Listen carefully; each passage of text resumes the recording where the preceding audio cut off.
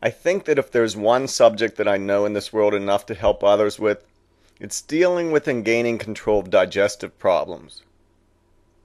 For 30 years now, I have lived with the pains of IBD, have had 7 abdominal surgeries, and have spent months in the hospital because of my digestion. I don't think it's like being told you have a cancer and only a short time to live. We don't get to see an end to the pain, just more pain. In the year 2003, I was able to find a place to go to that took me in and helped me on a new level of wellness. It seemed like it was all about learning how I could gain and then have control over my health and life again. I want to share with you what I learned and hopefully get you started on a new path of control of your own health. The first wellness program I took was called Perfect Health. I also later went on to become certified to teach this program. My health was at this time an all-time low. And right away it was the definition of perfect health that caught my eye. Perfect health is having good physical health, good mental health, good emotional health, and good spiritual health. One thing I didn't feel I had at this time was any control over my physical health.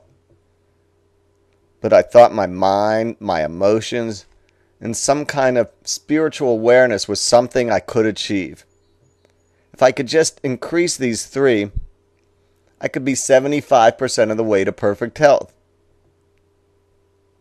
I later found that when that happens, my physical health just naturally improves. One of the first things I noticed when I met Dr. Deepak Chopra was how he seemed to always back up everything he said by explaining some kind of medical research that was done. This helped me look at things from more than one way.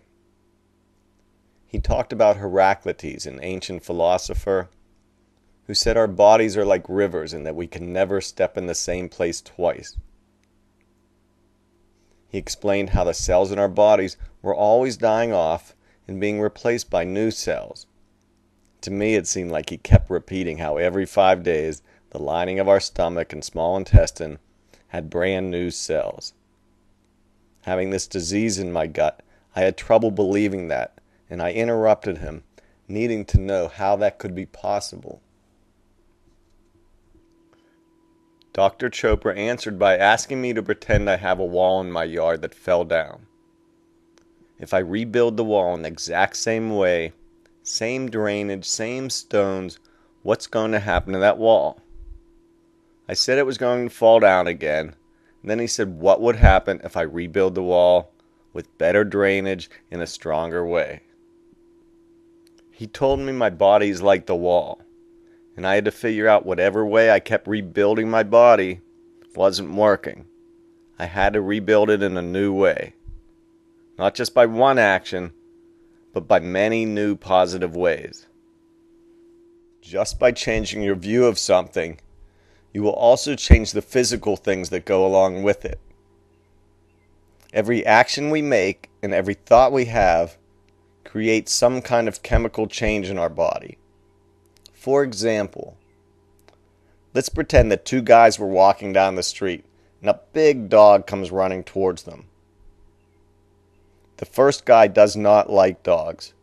His past experiences have not been good with them. He goes into a fight or flight mode.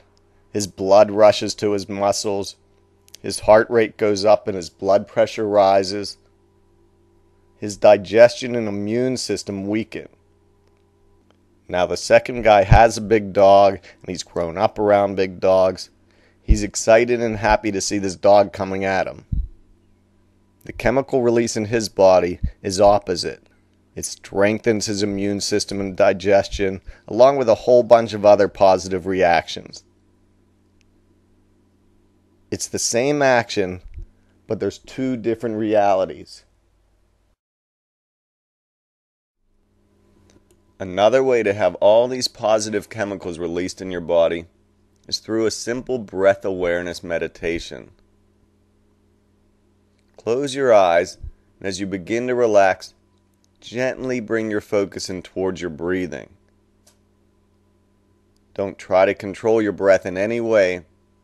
Just be the observer of your breath. If your active mind wanders to a thought or a sound or a sensation in your body, it's okay. Just become aware of it and bring your focus back in towards your breath. You just want to be the experiencer of your breath, the observer of your breathing.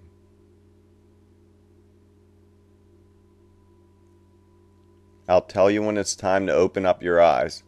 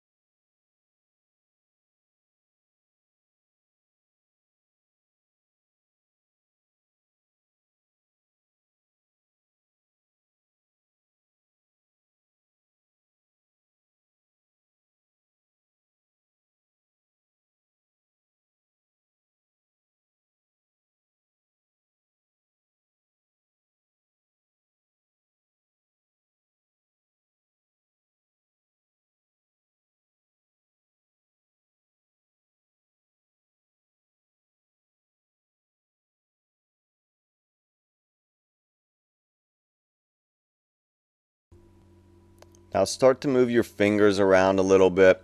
Wiggle your toes. And take your time. When you're ready, open up your eyes.